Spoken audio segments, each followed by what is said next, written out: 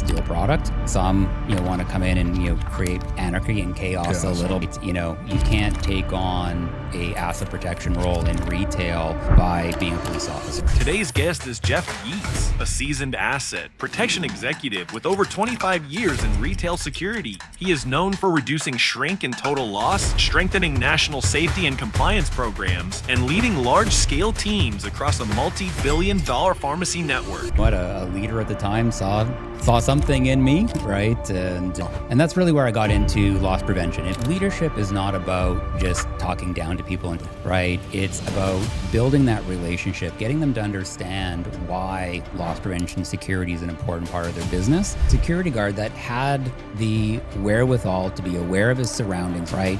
Really provided, that missing link to that information of supporting law enforcement to go after and apprehend that robbery suspect, and being able to bring retail side systems, processes, technology that into a guarding space, to improve the security solution for our client has been incredibly rewarding. Sure that we continue to elevate the perception that security guards can really truly be a security solution. Today on the Lion Guard podcast, I had Jeff Yeats, VP of Operations for Lion Guard. This is one you don't want to miss. He brought a lot of knowledge to today's podcast. Hi, Jeff. So you're living in Toronto now, but you're not originally from Toronto. No. First and foremost, happy belated birthday, Tom. Thank you. Been in Toronto for 8 years. Wow. 8 years now, and it's definitely been a journey, moving to the largest city in Canada, a Winnipeg boy, born and raised, right? And, in a lot of aspects, that's really where my LP career started, right? Some people may or may not remember Future Shop. We're in around the same age, right? And I was, working as a cashier, going through university, and a leader at the time saw something in me, right? And had the opportunity to kind of go into the leadership route with Future Shop. Went into the role of a customer service manager. And then from there, had the opportunity to move around a little bit. Went to Regina with Future Shop. That was an interesting experience, living in Regina for about a year. And then Best Buy acquired Future Shop. Future Shop, that's right. Right. And they were opening up a number of stores in Western Canada. One of my senior leaders at the time tapped me on the shoulder and said, we had this inventory type position for you if you're willing to move to Edmonton. Right. Kind of mulled it over. And I'm like, no offense to Regina, Edmonton seemed a little bit nicer. And good opportunity for promotion as well. Took on opening Best Buy stores in the Edmonton market. Wow. And that's really where I got into loss prevention, inventory control, inventory management, right? And they were looking for a loss prevention manager at that point in time. And that was really my entry point into loss prevention. And you were there like 10 years or so, right? Yeah, I was Best Buy, Future Shop Best Buy was probably about 10, 12 years, right? Had the opportunity to move down to Calgary with them as well. And that's when I went, had all of Western Canada, loss prevention for Best Buy. Fantastic role, right? Great company. Right. It was interesting also having exposure to a U.S. entity like Best Buy as well. Definitely changes your perspective and how you just run the business overall.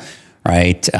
You were a loss prevention manager? Loss prevention manager for Western Canada. Yeah. With Best Buy. I had 12 stores at the time. Yeah, 12 stores, various ranging sizes of stores. We kind of had them tiered ABC stores. Yeah, exactly. Right. And you had people under you working?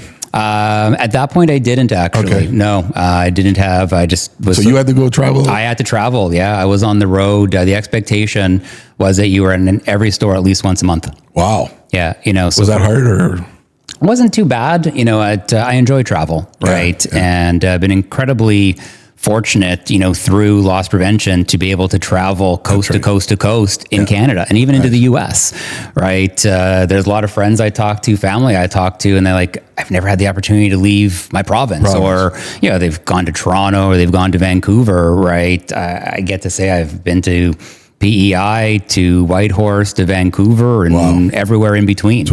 Yeah, it's just a nice experience to really be able to experience what Canada has to offer. Yeah, exactly. Yeah. Then you moved on to Shoppers Drug Mart? Shoppers Drug Mart, yeah. There was a restructuring, which is common in the retail space, right? And was restructured out of Best Buy at that point in time, and took a little bit of time off, right?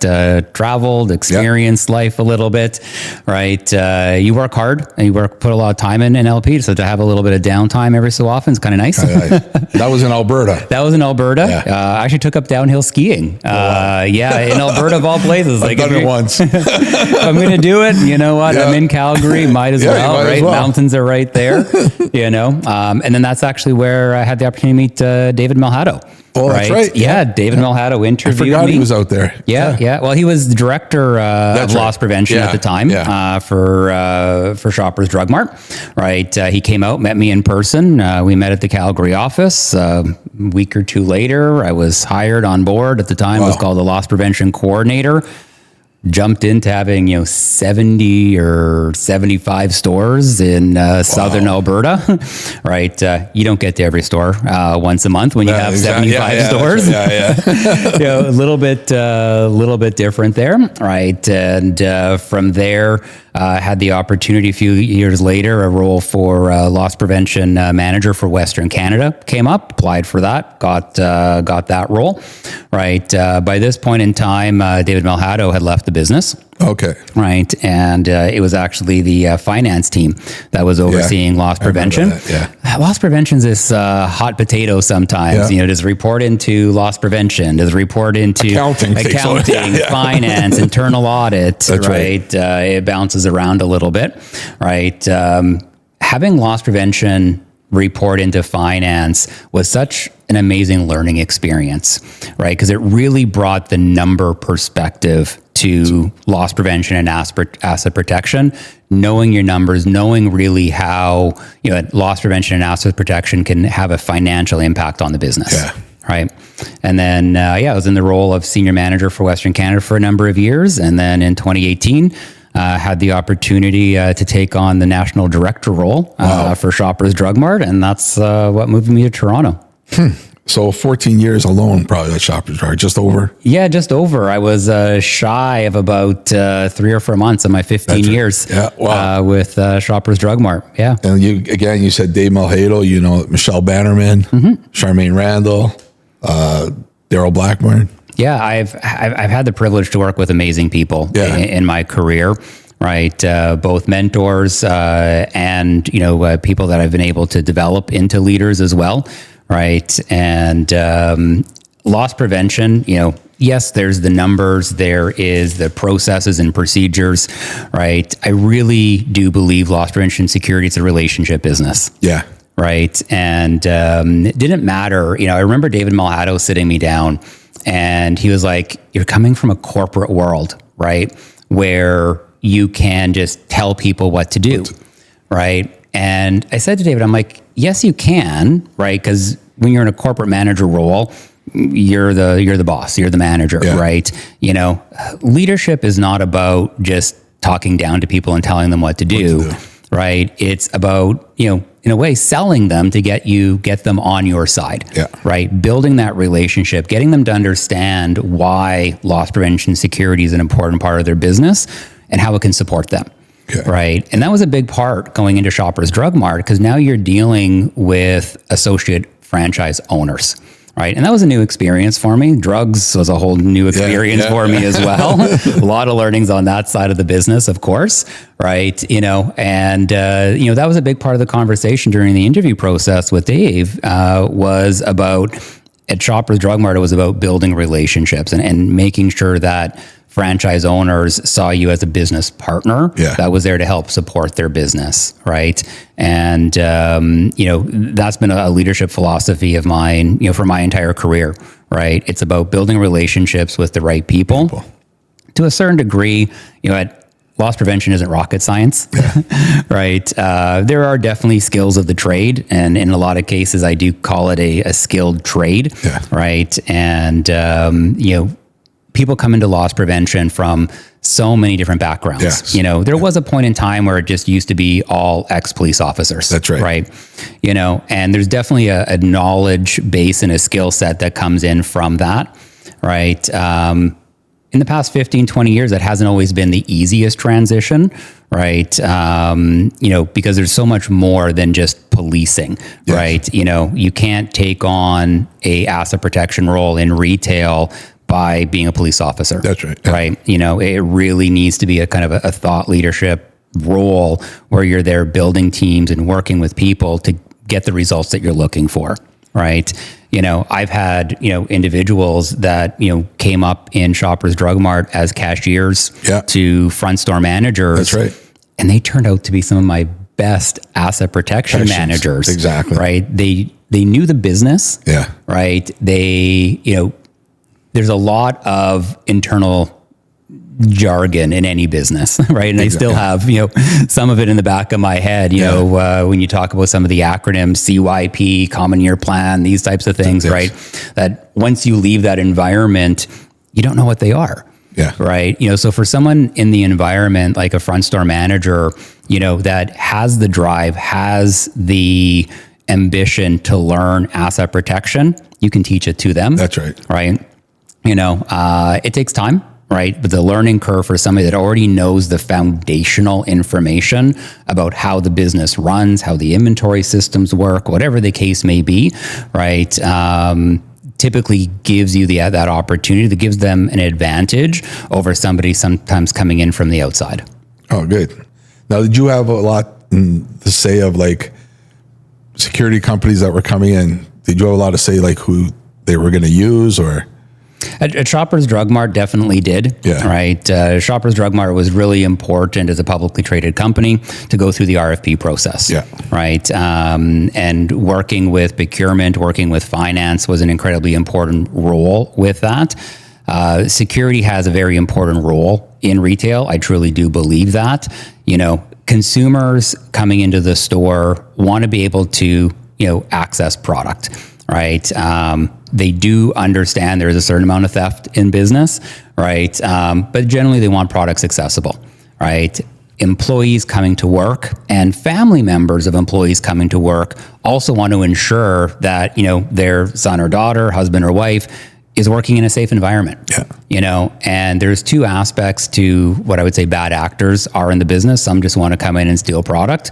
Some, you know, want to come in and, you know, create anarchy and chaos a little bit, you know, and making sure that there is a properly trained security guard company that has been fully vetted through your procurement team, liability insurance, use of force training, all the credentials that need to be there, you know, licensed guards, the whole bit, right? You get that right partnership with the vendor community, right? They can really be a security solutions provider for you, right? To be able to bridge that gap in terms of physical security, right? Where you lock things down, you put security cables on things, you take things off the shelf, right? And bridge that gap between allowing a reasonable amount of product to be at risk on the floor, right? And having that trained security agent, you know, to be able to observe, report, and detect, right? And depending on what company policies are, you know, that level of engagement that can happen, you know, between either an undercover security guard or a uniformed security guard with a potential bad actor in the business. Yeah, exactly. Now, you touched on something about things being locked. When I first started out, probably the first store I ever did was probably a Shoppers Drug Mart. But back then, nothing was locked. Perfumes were just on the shelf, right? They had the mirrors on the ceilings. Over each aisle, a bubble mirror. They were still VHS. Yeah. But things changed over the years. But now, what do you feel like? You know, I've heard this over the years. People don't like to walk into a store and see like a security guard. They think, oh my God, this is, you know, something's going on here. Something has happened here. Yeah, I hear that often. Yeah. You know, and I saw that in the business as well, right? All businesses are continuing to look for different levels of efficiency in the business, right? And when you're looking at overall business, you have your leasehold expenses in the business, you have your inventory costs in the business, and then you have your human capital, right? Those are typically your three biggest, expense lines in the business. Yeah. Okay. Right. As technology is continuing to improve digital signage, right? Well, now you don't need someone to go replace the signs every day, right? You get better with inventory ordering. So rather than 25 pallets, showing up to the store, often you can get that down to 4 or 5. And now you only need 2 or 3 people to put stock away versus 10 people to put stock away, and half of it just goes into a back room and sits there. So as businesses are looking for efficiencies in overall process, it is reducing the amount of employee headcount in the stores, right? To some of the essential roles, cashiers, customer service, some stock personnel, depending on the environment, pharmacist, pharmacy technician, and even pharmacy. Right. There's continuous evolution of technology, introducing robotics into filling a prescription. Right. And again, some of it is the workforce. Right. In a lot of cases, I've been in retail for almost 25 years. There was points in time in retail you could not find an employee. Right. And then in some remote markets, people just didn't want to work. Right. Between those two aspects of a challenging, employee workforce and the rise of very great technology coming in, it has reduced that overall staff count in the store. Right. And then this is where you have that opportunity to bring in, in a strategic way, a uniformed security guard to be that extra person, be that observer. That's right. Right. And I found that a lot, more so on the Shoppers Drug Mart side of the business, particularly with pharmacy. There was a period of time where there were pharmacy robberies happening. That's right. Right. And having that trained individual that is trained to observe, right, can be that the difference sometimes of that extra information that law enforcement needs to actually be able to go after and, apprehend that apprehend that robbery suspect. And a well-trained guard. And I had this experience, multiple times, at Shoppers Drug Mart where, the security guard was in the store and goes, this individual is very familiar. Let me go back to the cameras. That's right. Sure enough, right, that exact same person was in 3 days earlier wearing the exact same clothes. Now they just have a mask on. That's right. Right. If that security guard wasn't there, if we went back and reviewed video, could we have potentially found it? Possibly. Yeah. But if we didn't know to go look, we wouldn't have known. That's right. So this security guard that had the wherewithal to be aware of his surroundings, aware of both the customers and the employees coming into the store, right, really provided, that missing link to that information of, supporting law enforcement to go after and apprehend, that robbery suspect, and I think there's a misconception out there as well with uniform and undercover security. Yes, they're there for employee safety, customer safety aspects, right? And they're there to help detect, if you're doing undercover, go after, and try to reduce the amount of shop theft that's happening in the business, right? The other interesting part is that security guards, and I don't want to use the word trained first responder, but they're trained first aiders. Yeah. Right. There are multiple times, where the security guard is the first person to respond to a medical emergency. That's right. And we are living in a aging society. We are living in a society where, medical conditions can happen, and having a security guard that is trained to be able to react to do those types of situations, whether it's a mom in medical distress, whether it's an elderly patient in medical distress. And sometimes, with the opioid epidemic, it could be somebody overdosing. That's right. Right. Having that guard there trained as a first responder to be able to engage in that situation so the employees in the store don't have to, right, really is an important service that guarding can provide to not only retailers, but just to all businesses in general. That's right. I think I told Dave Malhado the story. Martino, who we know, he was at a Shoppers one time and 2 guys came in. He just said they were weird walking around. They looked at the cameras. One of them went to the stockroom doors at the back. He looked through the little plastic glass thing through there. He thought these 2 guys were weird and they left. Mm-hmm. So he was, I'm going to follow them. So he followed them. They went up a block, jumped in a car. He took up thing of the plate, they actually put the car through the door that night. They were in the same clothes. Yeah. So that's how he knew. Yeah. Yeah. So, and you know, you're right. Like the security guards, they do everything.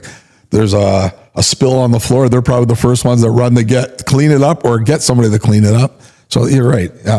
That's good. Then let's get into, you move from the corporate world to the private sector. Yeah. And you took on a job as the VP of operations with Lion Guard. Yes. Did you step right into the VP or? Stepped right into the role, right? After having the opportunity to leave Shoppers Drug Mart, all right? Took a little bit of time off again, right? To travel? Did a little bit of traveling as well. Yeah, you know, a bit of a theme there. Whether it's for work or personal, I love to travel. Yeah. You know, again, Canada and just seeing the world, right? Life's too short not to experience what the world has to offer. You know, and it really gave me the opportunity. It's like, okay, I've been in 2 very large retail roles. What do I want to do next? Yeah. You know, and having the exposure on the Shoppers Drug Mart side, you know, gave me an exposure to healthcare that I had never really seen before in the retail environment. Actually, yeah. And, you know, those were 2 areas that I was really looking at, you know, healthcare or security. Okay. And, headhunter reached out to me, right? Yeah. And we were talking on the phone, and it's like, I think I have the good opportunity for you. Tell me more, right? A lot of recruiters reach out and you kind of go, yeah, that's not really for me. Yeah. You know, she did a very good job selling the company and the position. And I think a few days later, I was meeting with the owner of the company. And it was actually on Zoom. He was traveling at the time. It was over the holiday season. And we got into a really good conversation about, you know, how my experience in retail can really be an asset in the guarding space and the vendor community. You know, there's a lot of great security companies in Canada. Don't get me wrong. Yeah. Okay. Where there are gaps is, you know, as a client, you know, if a major retailer, finding that right provider that can really provide coast to coast coverage is challenging. You know, there's very great regional coverage. A lot of companies have, you know, regional success. You know, being able to come into the vendor side with the experience of knowing what the retailer, what the client is looking for, you know, has been incredibly beneficial. You know, there are many great individuals with the company before I came on board. You know, that was obviously an adjustment. All of a sudden, you know, there's this new person coming in. You know, we've been doing okay without a VP of operations up until now.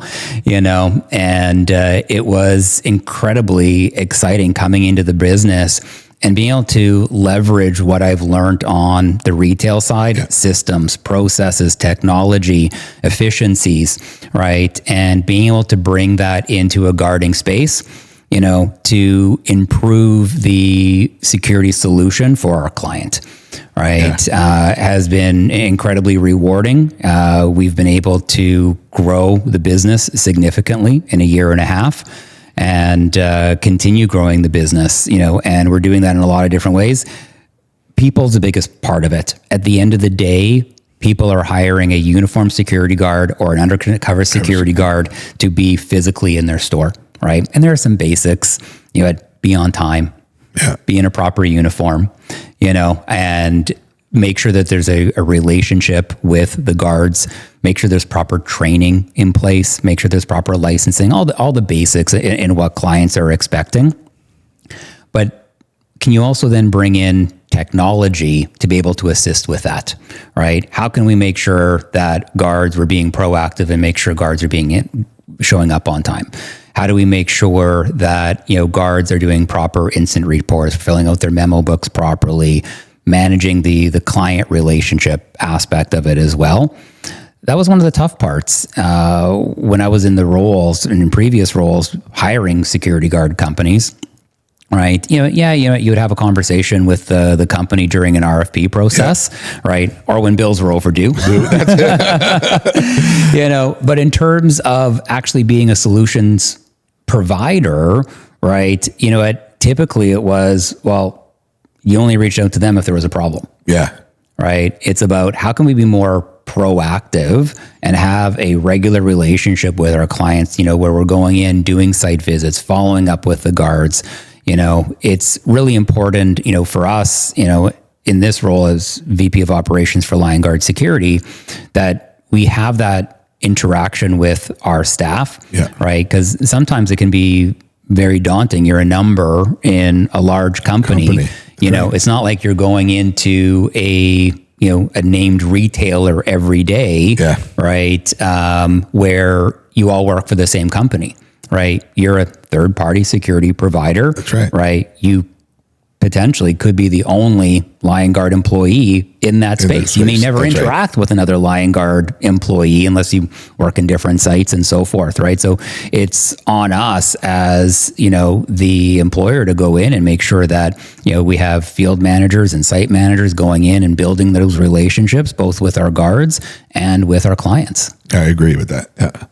Now, do you find the private sector or the corporate more difficult? Which one? I know with shoppers, you probably got a lot of calls about, that store, there was a bad stop. And did you deal with those kind of things as shoppers? Definitely did. Yeah. We're not perfect, at Lion Guard Security, right? No company is going to be perfect.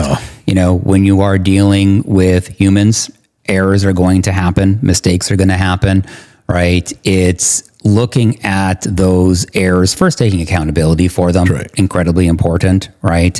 And then make sure that you have, reactionary steps in place to make sure that, disciplinary action, whatever the case may be, triage the overall incident.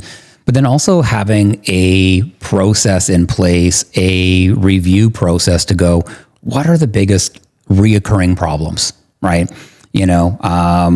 I'll use the simple ones, guard showing up late, right?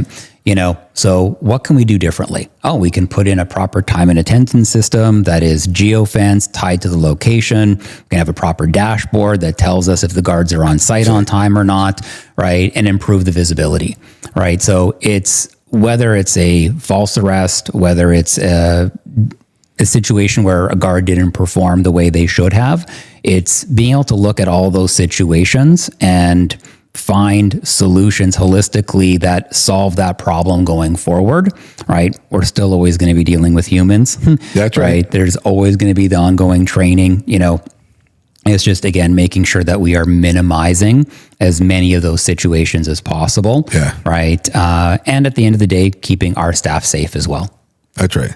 So over the years, I've seen this a lot. Even a good stop sometimes turns into something bad where they turn around saying, your guy assaulted me and things like that. Did you get a lot of that over the years? Or there is, And then they want to sue because back in the day, you were allowed to use as much force as you wanted to. Mm-hmm. That's all gone now. But but you just can't with all the videos and things out there. Did you have to do things like that where you knew the stop was good, but they're coming down saying they're going to sue shoppers or whoever? Yeah, there's definitely been an evolution. I've had the opportunity to work in environments where the retailer chose to adopt a no touch, no pursuit policy, right? And I've also worked in retail environments, where, under Section 494 of the Criminal Code of Canada, you can use due force to apprehend an offender, provided an indictable offense has occurred, right? Both scenarios require a high degree of training and experience to make sure that they are handled correctly. I do understand, being in senior loss prevention roles, why some organizations would prefer to adopt the no touch, no pursuit policy, right? The challenge with that, and we are seeing it more and more often, right? Big topic, in the news right now is bail reform. When, I know it's, being tabled for November, and I know it's not in the retail space per se, they're talking about, violent offenders, which, get quickly released and back out on the street again. As our population is growing, the other piece that has not, in my opinion and in my experience, the number of law enforcement officers available haven't increased to the degree that our population has, right? I don't know the exact percentages on that, but the experience that I have tells me that, 20 years ago when I called the police, they were there in 5-10 minutes. Exactly. Right. For a shoplifter. That's right. Right. Now, well, can you just file a report online? Exactly. Right. And many scenarios, I had a case in Calgary where the same offender had been apprehended 57 times. Yeah. Right. And any one of us in the security industry have those stories. Yeah. Generally nonviolent situations, but at what point in time do you say enough's enough? Enough's enough. That's right. Right. Yeah. And, some people, there was more of a perception that, retail theft was a victimless crime. Well, you know what? It's going after the big corporations. Yeah. Right. There was an event, a year or so ago where individuals were very upset with a particular retailer, and it was, let's steal from this retailer day. That's right. Right. And we need to make sure that people understand that's not acceptable. Exactly. Right. We wouldn't tolerate someone coming into our home and stealing our personal belongings. That's right. Right. Why do we tolerate individuals coming in and stealing from a retailer, right, and going after the retailer? Well, it's the big corporation. They have deep pockets. They can afford it, right? Well, and I have a story like that. I caught somebody one time, and that was with everybody in the malls yelling, "Oh, let her go, let her go!" And I go, "Well, she got like $500 worth of product. Let her go into your house and walk out with the TV, and we'll let her go." And they're like, "Oh." And there have been bad incidents that have happened in the security world. I have tons of respect, law enforcement, peace officers, security guards. Nobody's perfect. No, exactly. Right. We do need to make sure when bad incidents happen, we learn from them, we get better, when those situations arise. But I do believe as a civilized society, there does need to be consequences for bad actors, for bad activities in the business. At the end of the day, shoplifting, retail theft, it actually costs all of us. Yeah. Right. We're talking about tariffs, we're talking about, cost of living increases and inflation. There is a big component as retail crime continues to grow. Right. They do need to increase prices to compensate for that. Right. So how much of a society are we willing to pay, to buy apples or to buy bread or to buy a TV, right? Because, what other individuals don't want to pay for and they just want to steal those products. Yeah. But what do you think of these guys now? They're just coming in, taking whatever, and they know, the guard, or if I get caught, they'll just take the stuff back and I'm gone. Yeah. With every situation, you do need to look at, what are some of the root causes? What can you do as a asset protection professional to minimize, right? And one key piece, it's always about that right balance, right? I was just recently in the US, I was in a Target store and body wash and shampoo was locked up. Yeah. Right. And I'm like, this is not where I want to shop. It was a ongoing conversation with different retailers I've been with, the decision to lock up versus not lock up. Right. And 15, 20 years ago is absolutely not. Exactly. Right. Law enforcement was responding a little bit faster. There was more consequences. Right. Fast forward to where we are now. Things have changed. Law enforcement just doesn't have the resources to respond, right? And there are other bigger priorities that they have to go after. I get that, and this is where I do believe, the private sector, well-trained guards, right, can fill some of that gap, right? And we're seeing it right now with some of our clients, whether it's recoveries, getting product back, and where clients allow, from their internal policies, making apprehensions, and getting some of those bad actors off the street, right? We can only go so far with that, then it takes over from the court system and the judicial system, but it's also looking at different principles in the business, and I'm a big believer of CEPTED, right? In terms of, crime prevention through environmental design. There was many different times where we could just do something a little bit differently, right, to prevent the real cause of what was happening, right? You know, you used the example earlier, you know, about a vehicle driving into the store. There was bad actors that would intentionally want to drive into a store. Yeah. You know, we also had a lot of accidents, you know, That's right. where a senior, you know, mistaken the gas, you know, and went or through had a the medical store, problem, and you know, and it does happen. Yeah. Right. And not that it's inexpensive, but could you just put concrete bollards across the store? Doesn't right. impede interaction of access to the store. Still can be handicap accessible, you know, but it prevented, you know, many safety incidents That's right. and break and enters, right? By now, you know, most retailers, you know, that you go to have those very well built concrete bollards. those pillars, right? And it's dual. It's safety and it's security. That's right. You know, I go back to an example in my early days in electronics. And at the time, if you wanted a laptop, it was, you know, we had this big metal bar that was locked down. Remember those, right? You know, there was a cage typically someplace, you know, that you would ask an employee to go grab it for you. You know, and we were several months, it was springtime, right? And we're a few months away from back to school, right? And it was, how can we improve laptop sales? Right. This is when consumer electronics were becoming a little bit more commoditized. Right. And, you know, it was actually an idea from someone on the loss prevention team. What if we put laptops on the floor? Right. And we had obviously worked and made sure we had a relationship with operations. We had a relationship with sales and marketing. Right. And because loss prevention was a participant at the table, right, we were able to come up with a program where we worked with a couple of vendors. We came up with a concept, marketing and procurement then took it back to a couple of vendors. Okay, who's willing to do this?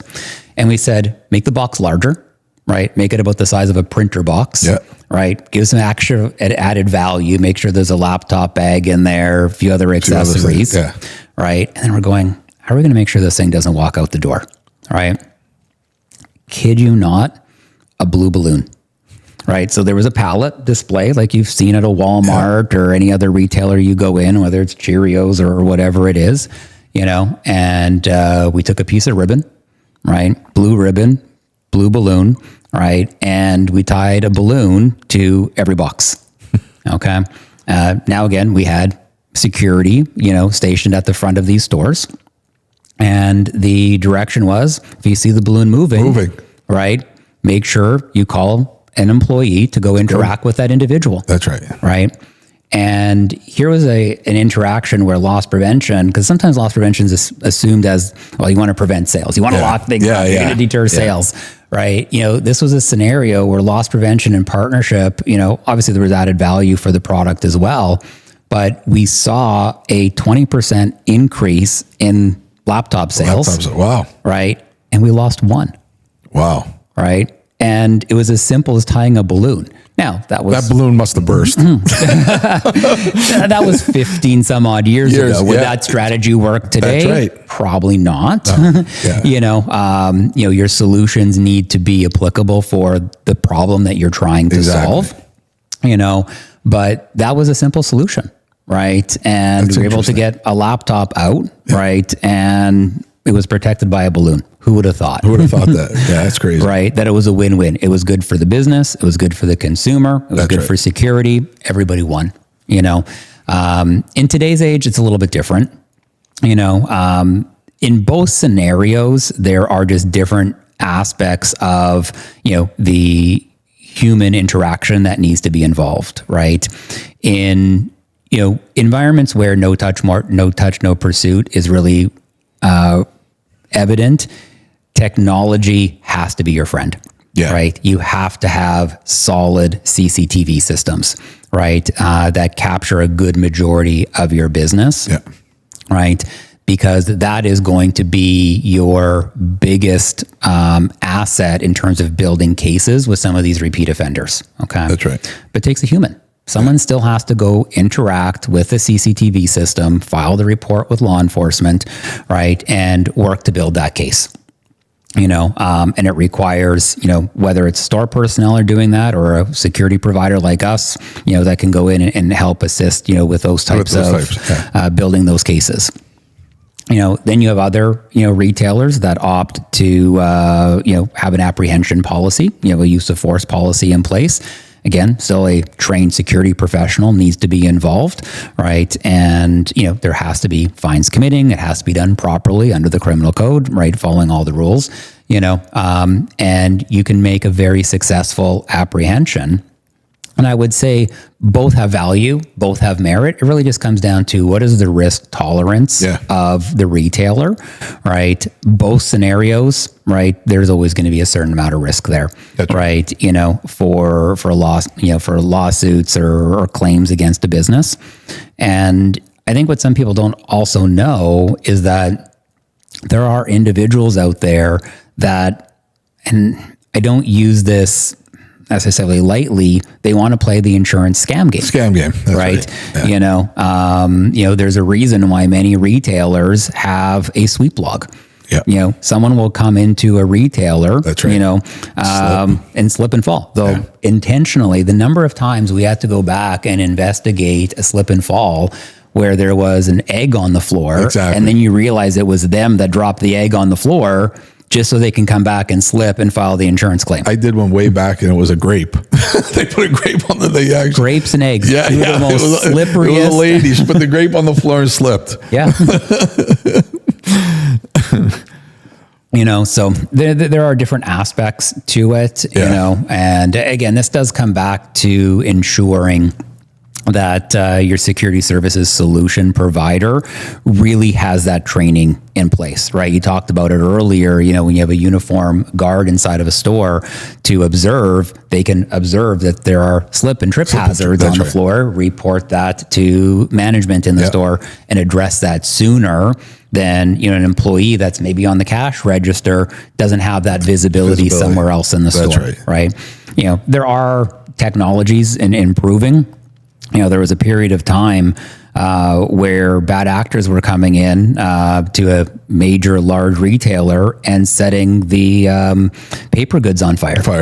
Right? It was horrible. It was closing stores down. Exactly. And technology's getting better, right? One of the technology providers, was able to create a video analytic that detected smoke before a fire alarm actually went off and the smoke detector detected. Yeah. So again, that technology interaction needs to be there, and I would really say it's not one or the other. It's how do you partner technology with a trained security solutions provider to really be that best level of deterrence and prevention in the business.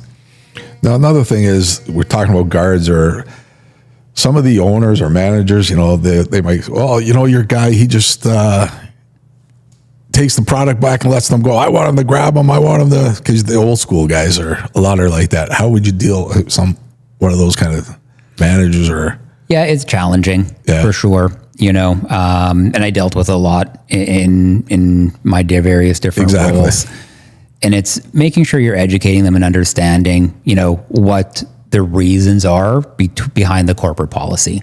Right. And I've had the opportunity of working in corporate environments. I've had the opportunity of working in franchise environments that are overseen by a large corporation, and it's getting the franchise owner and even sometimes the manager to understand, why the business has made that certain decision. The sheer reality of it, certain businesses, due to size and scale, right, are susceptible to more lawsuits than other companies are, right? Exactly. The larger you become, right, bad actors see that as a potential opportunity to go after from a lawsuit standpoint. So I do, again, really understand why different retailers at different scale and size of their business make those types of decisions, whether to be, a no touch, no pursuit environment, or in an environment where physical use of force apprehensions are allowed. And another thing, we've seen it in videos and things, these guys coming in, filling up the bag, and the security guard's just standing there and watches them walk out or where. And then you get the owner or the manager again. Why am I paying you guys to be here if you're just going to let that happen? Yeah. Uniform Do you agree with that? Like, I understand why, because I've seen it. Yeah. For sure. And uniform security, again, depending in the environment that the store, the guard is working in, there is a certain amount of theft that a uniform guard is going to deter. The would-be shoplifter, that is more of the opportunistic shoplifter that, thinks that, oh, you know what, I scan an extra or I miss scanning an item at self-checkout, or I put the chocolate bar in my bag or my pocket and I'm not going to get caught. I'm going to try it. Yeah. Right. More of those individuals will be deterred. And I will tell you, those smaller items add up. Oh, exactly. $3 or $4, a couple times a day, and that's right. In 500-600 stores, depending on how large your chain is, it can really add up in a hurry. So that deterrence will be there. The scenarios, where you have, bad actors that, are particularly targeting a store. And I would say in many of those situations, and it's again also educating, the client that the moment that safety of staff and customers are at risk, and particularly if a weapon is brandished, that shop theft incident now turns into a robbery. Okay. Right. And that's where I would say security guards are not adequately trained to be able to go in and go after a robbery suspect that has a weapon. Right. That's where you need to call law enforcement. That's right. And this is where having that security guard there, though, seeing that happen, they can be on the phone with 911 sooner, right? And the response time for a robbery is very different than the response time for theft. Yeah. Again, it comes back to making sure that guards are properly trained when appropriate, and they know the proper language when they're engaging with law enforcement, that this is an active robbery in progress. Yeah. There are multiple suspects with a weapon. Employee safety and customer safety is at risk, right? I need a police to respond right away, and it's making sure that people understand there is a difference between a shop theft situation, versus, and again, every situation needs to be triaged a little bit differently, with when those situations arise. The other aspect of it as well, in those situations when they happen, can that guard go into a situation where, yes, it's incredibly unfortunate to any retailer. And I go back to the scenario. How would you feel if your TV got stolen from your home or your car got stolen from your driveway? It's personal.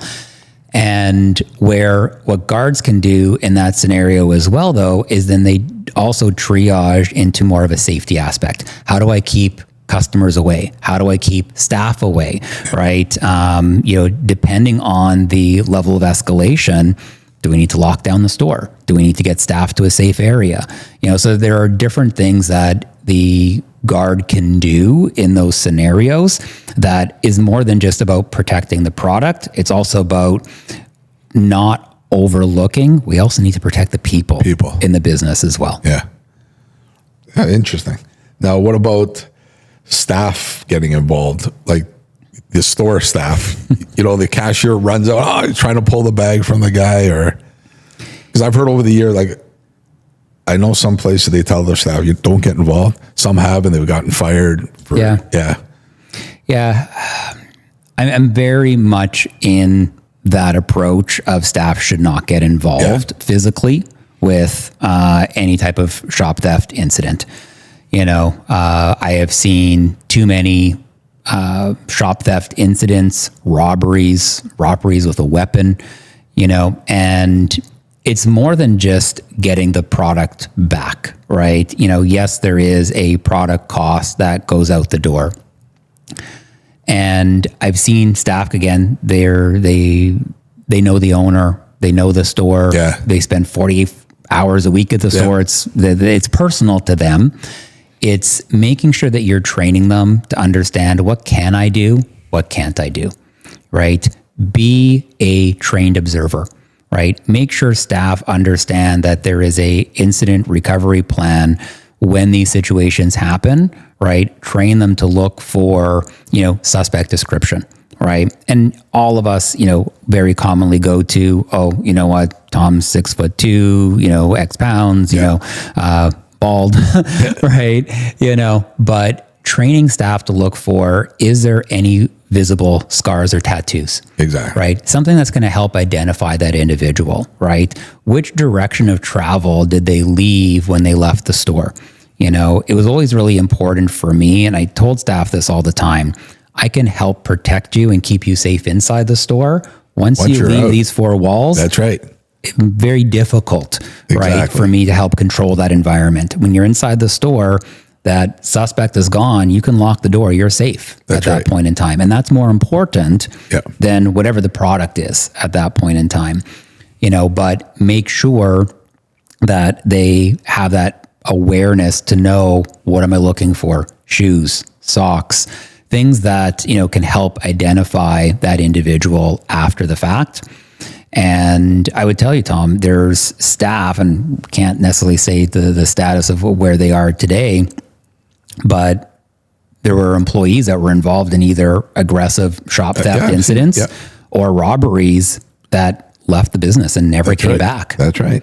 Right. And how detrimental is that to your mental health? That you were in a situation at your employer where your physical and emotional safety was put at risk. Yeah. And that just can't continue to happen. Exactly. Yeah. But it's funny because some stores I'd be at, the cosmetician or whatever, it was called about customer service. It used to get me mad because I'd see the person, they took the perfume, but then I'd have the cosmetician go up, oh, would you need a basket? I saw you put that in your pocket. It's all about customer service. Mm-hmm. But I'd get upset because I want the arrest. Yeah. But again, it's the safety and how they approach these people to say it, right? Like I was saying, the perfume, oh, I saw you put that perfume in your hands. Maybe you need a basket. And then the person's like, oh, Yeah. But yeah. Focus always needs to be on the proactive ensuring that deterrence factor is there, right? Customer service is a big part of that, but I go back to, an earlier point where the staff in the store is not where it used to be. Yeah, exactly. There was a point in time, and I would say this about any retailer, you could go into any big box store and you could easily find an employee. That's right. I was recently at a big box store looking for something that was unfortunately locked up, right? It took 15 minutes. For them to find an employee. There was one individual, 2 people called in sick that night, right? They were incredibly apologetic. They ended up getting what I needed, and it was something I needed for the next day, so I was willing to wait, Or so-and-so's got the key, but they're on break. They can't open it. Again, but that comes down to making sure you have the right protection products in place that staff have accessibility to them, but that's becoming more difficult. The proactive customer service, there just isn't the same number of employees in stores to be able to do that anymore. That's right. You're right. Some stores you walk into and it's just quiet. There's no one person watching. Mm-hmm. Yeah. They're either watching the front cash and then they have the self checkouts and they're just over there watching that. And there's nobody else on the floor. Yeah. So, okay. So now, all your positions over the years, how do you motivate and develop your team? Great question, Tom. I go back to relationships with individuals. You need to know the people that you're working with, right? And obviously in loss prevention and in security, you do need to make sure there's always that level of professionalism, with staff. I've made some great friendships over the years, with individuals. Someone still, very in close contact with Francois Martineau. He was one of my senior managers at Shoppers Drug Mart. A great individual out there. We still talk every couple of weeks, get together for dinner when we can, and these types of things. And I think it's just really important. You do need to be able to get in there and get to know people. I also do think it's incredibly important as a leader, that you're available and accessible. One of the things I love to do, and I go back to, my electronics days, one of the biggest days of the year, my family didn't like it as much, was Boxing Day. Boxing Day. That's right. I worked in stores on Boxing Day. Yep. Right. Whether I was the cashier, whether I was helping them unload a truck, whatever it was, right. To make sure I never was disconnected from the business that I was supporting. Right. And, whether it was with other retailers afterwards, with internal investigations, it was important for me to make sure I still, did the occasional investigation once a year, That's right? Do I still know the systems? Do I still know what's operating in the store? Do I still know the people in the store, right? And I think that creates also that level of credibility with people as well, that, you do know what's going on in the business, right? You will jump into, if you need to pick up the forklift and unload a pallet, if you need to jump on the register and ring somebody through, and no different even today's, role right now, whether it's going out, meeting with clients, meeting with guards, jumping in on the scheduling phone, whatever it is, right? It's important that you have the knowledge of what's going on in the business. You can't be involved with everything every day, and that's why you have teams around you, right? And you make sure that you give them the accountability and the training and the expectations that they're looking for, and it's, again, because I don't want to simplify it, but it just comes down to building relationships with people. That's right. Okay. Now, did you ever have to implement a major operational change in a company? A few times. One of the biggest ones that I would say is COVID. Yeah. That changed the retail landscape overnight, for a lot of individuals. And I was in a company where we were an essential retailer, and we activated a disaster response plan. Right. We had a little bit of advance notice, that, something was happening.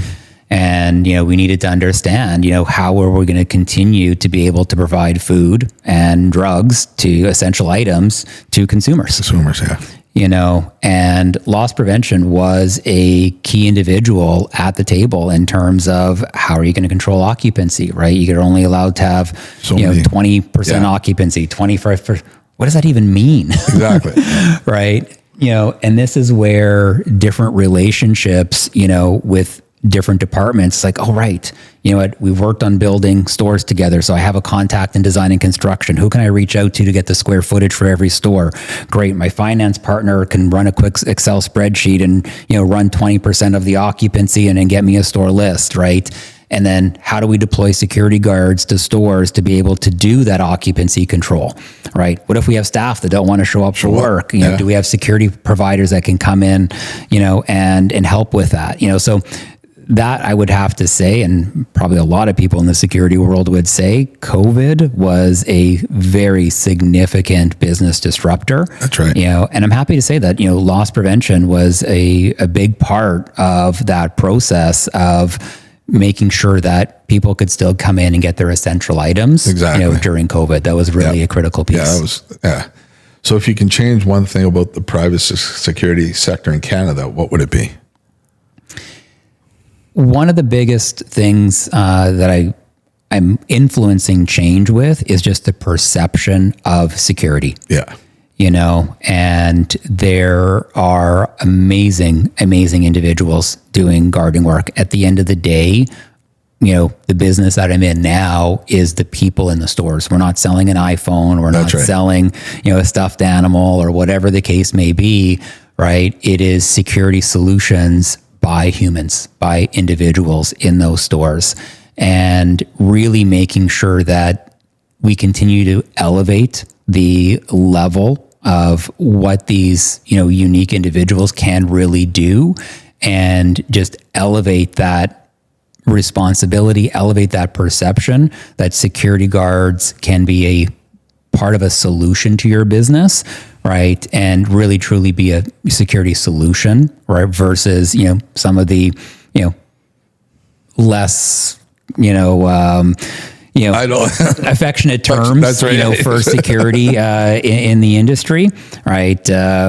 Quite recently, we had a security guard in our business respond to a medical distress after a car accident. Yep. And if that security guard wasn't there, would there have been somebody else to respond?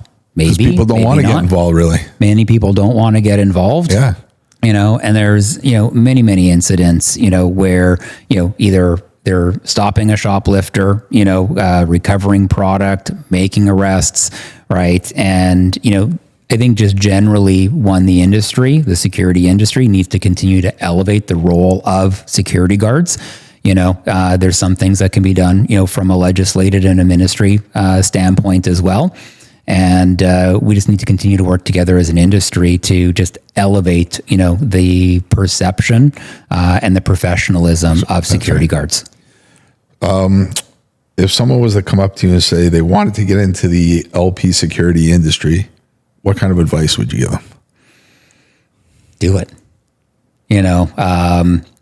When I was going to school and started working at Future Shop, I never thought, security was where my career was going to go, and because people trusted in me, they saw a spark in me and a passion when it came to security. It opened up a lot of doors for me. It gave me the opportunity to live in multiple cities, learn things about different aspects of the business that I never knew. How to calculate EBITDA for a business, how to understand shrink, how to understand profitability, how to understand logistics, how to understand technology and cameras and all these types of pieces. And I would say if you're inquisitive, if you, really do want to make a difference, right, there are amazing careers in loss prevention and security. Nice. If you weren't in this industry, the LP security, what do you think you'd be doing? A world traveler? If I could, yes. Every so often, that individual, and I can't remember the airline in the U.S., whether it was United or American, they did a promotion back in the 90s, where you could get unlimited. It was like $500,000. That's right. For a lifetime travel. I can't remember who it was, but you're right. And, dear Lord, I wish, in my younger days, in my 90s, I had $500,000 to drop on that. But would be love to be traveling, nice. Everywhere in the world. Yeah. Jeff, it's nice having you on. I wish we had more time, but it looks like our time has come. Thank you again. Perfect. Thanks, Tom. Thank you.